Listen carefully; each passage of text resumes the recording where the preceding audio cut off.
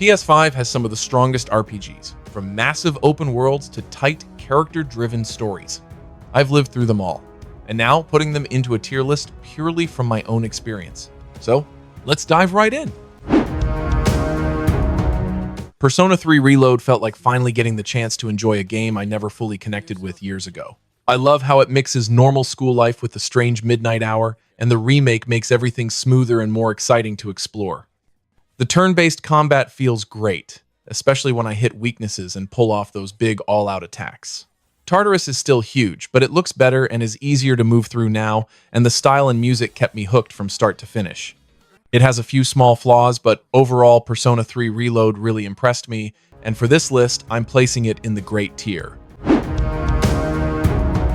Cyberpunk 2077 pulled me in the moment I stepped into Night City. I love how the game gives me so much freedom. I can shape V however I want, approach missions in different ways, and see my choices change the story in surprising moments. The world is dense and full of life, and even just driving around feels rewarding. The missions are emotional, weird, funny, and sometimes really dark, and that variety kept me hooked for hours. The bugs do break the mood now and then, but the core experience is still exciting and full of personality. With everything it gets right, Cyberpunk 2077 easily earns its place in what I'd call the great tier this time around. Fantasian Neo Dimension really surprised me. I love its handmade diorama world, the emotional memory scenes, and the classic RPG feel, but the difficulty can get seriously tough. Some bosses feel like puzzles where timing, party setups, and smart planning matter more than anything else, and I enjoyed that challenge, even if I know it won't appeal to everyone. The new normal mode and better performance make the game much easier to recommend, and the story still hits in all the right places. Even with a few rough edges, Fantasian Neo Dimension left a strong mark on me, and for this tier list, I think it fits nicely into the good tier this time. Baldur's Gate 3 is one of those rare games that reminded me why I love RPGs so much. I felt like I could try anything: climb, sneak, throw, explode, talk my way out of trouble, or even turn a deadly boss fight into a drinking contest. The world is full of amazing characters, beautiful locations, and choices that actually matter hours later. And every companion feels like someone I genuinely got to know. The combat kept me thinking on my feet. The writing is sharp and emotional, and the amount of detail in every corner of this world still blows me away.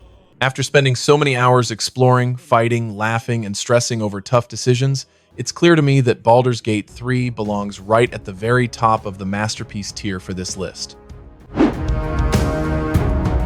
Final Fantasy VII Remake hit me in a way I wasn't expecting. The moment that intro music started, I felt like I was stepping back into something I loved years ago, but now rebuilt with so much care and detail.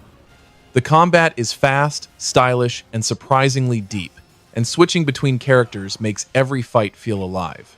I loved how the game expands Midgar, adds new story moments, and makes Cloud, Tifa, Aerith, and the whole Avalanche crew feel more real and grounded. Sure, a few side quests feel like filler, but the world, the music, and the emotional moments easily make up for it. After spending so much time with it, I can confidently say this remake earns its place firmly in the excellent tier for this list. Tales of Arise pulled me in right away with its world, its characters, and its fast, stylish combat. I love how the story deals with tough themes while still feeling hopeful, and the cast feels alive thanks to all their little arguments and skits. The combat is smooth, flashy, and always changing, and calling in teammates for special moves never stops being fun. The world looks beautiful, the side activities add a lot of charm, and the whole journey stayed engaging from start to finish. After everything I experienced, Tales of Arise sits comfortably in the great tier in my eyes. Dragon Quest III HD 2D Remake reminded me why classic RPGs still have a certain magic. The story is simple, but the charm of the characters and the freedom to build my party however I want kept me hooked. The combat is old-school turn-based, but the fast battle speed makes every encounter feel smooth instead of slow. Exploring the world, finding hidden spots, and even recruiting monsters gave the game a fun sense of discovery, and the new visuals look absolutely gorgeous with that HD 2D style. It does show its age in places, with grinding and random encounters popping up often, but the heart and nostalgia behind it still shine through. For me, Dragon Quest III HD 2D Remake lands solidly in the great tier with no hesitation. Sea of Stars is one of those rare games that actually lived up to all the hype I had for it. I fell in love with Valere, Zale, and especially Garl, whose positivity makes every moment brighter. The combat kept me fully engaged, from timing my button presses to breaking enemy locks and lining up perfect AoE attacks. Exploring the world is just as magical, with gorgeous environments, fun traversal, and tons of secrets tucked away. Even the mini-games were surprisingly addictive, and the soundtrack is easily one of the best I've heard in years. After playing through its whole adventure, I can honestly say Sea of Stars earns its place high in the excellent tier in my own ranking. Metaphor. ReFantazio impressed me right away with its fantasy setting, political story, and the way it tackles discrimination while still keeping things engaging. I enjoyed the mix of turn-based combat, hitting weaknesses, and experimenting with different archetypes to build the team I wanted. The social side is just as fun, letting me bond with characters and raise personal traits that actually matter in the story. The dungeon designs feel more creative than past Atlas games, and the style, music, and voice acting really stand out. The final act is a bit long, but despite that metaphor, ReFantazio sits comfortably in the good tier in my view. Romancing SaGa II Remake finally helped me understand why this series has such a dedicated fan base. I liked how much freedom the game gives me choosing which hero to face next, deciding who becomes emperor, and watching the empire change across generations. The permadeath system is bold, and even though it kept me from getting attached to characters, it made the whole adventure feel different from any other JRPG I've played. The turn-based combat is fast, flashy, and full of fun skills to learn, and the city building and extra side activities add a lot of variety. The story isn't the deepest, but the focus on player choice makes the journey memorable in its own way. After spending so much time with it, Romancing SaGa II Remake fits neatly into what I consider the good tier. Like a dragon, Infinite Wealth grabbed me from the start with its mix of heartfelt story, wild humor, and the best combat the turn-based style has had in the series so far. I loved how much smoother and more tactical the fights felt, especially with the freedom to move around, set up big hits, and smash enemies with anything lying on the street. Hawaii is a fantastic setting, too bright, lively, and full of weird characters and hilarious side activities that make exploring a joy. Ichiban and Kiryu make an awesome duo, and the writing balances serious drama with laugh-out-loud moments perfectly. With tons to do, great pacing, and a constant sense of fun, like a dragon, Infinite Wealth comfortably earns its place in the great tier in my book.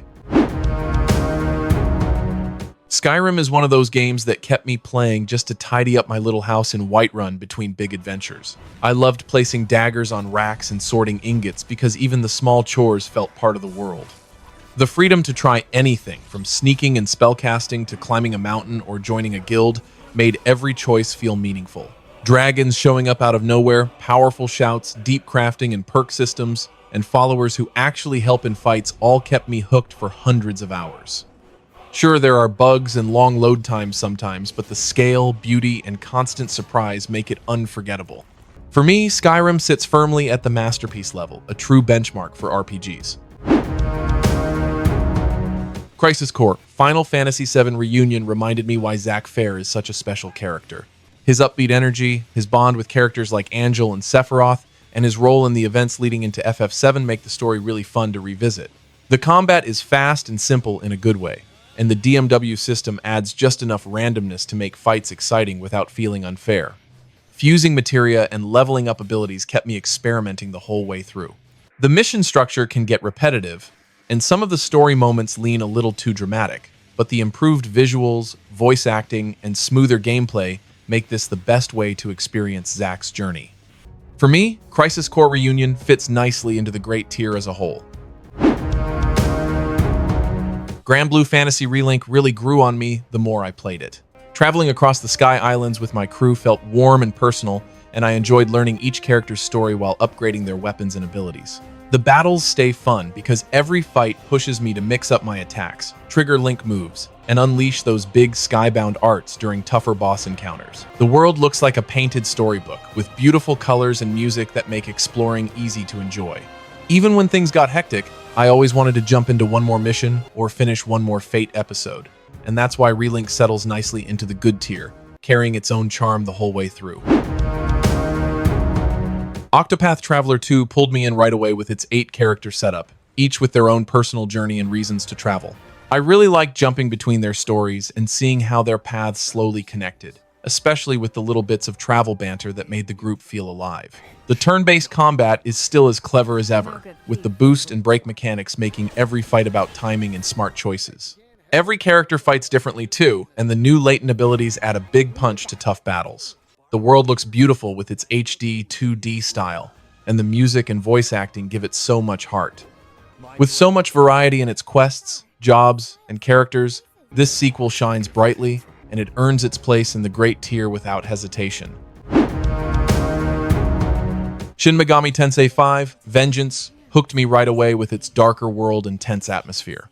One moment you're a regular student in Tokyo, and the next you're waking up in a ruined wasteland full of demons, forced to merge with a powerful being just to survive.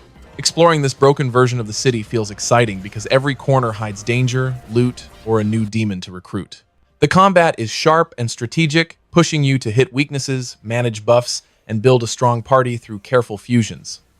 Even the demons you recruit feel alive because you have to negotiate with them based on their personalities. With new areas, new story routes, quality of life upgrades, and smoother performance, Vengeance feels like the version the game was always meant to be, and it earns its place in the great tier with confidence. Final Fantasy XVI grabbed me with its bold, confident design and never let go. The combat feels amazing, fast, weighty, and fun to customize with different icon moves, so every fight, especially the big icon boss battles, felt like a thrilling showpiece. The story is darker and more political than usual, but the characters and voice acting gave it real weight. The world and music are gorgeous, and the mix of set-piece action and smaller open zones kept exploration interesting, even if some quests stretched a bit.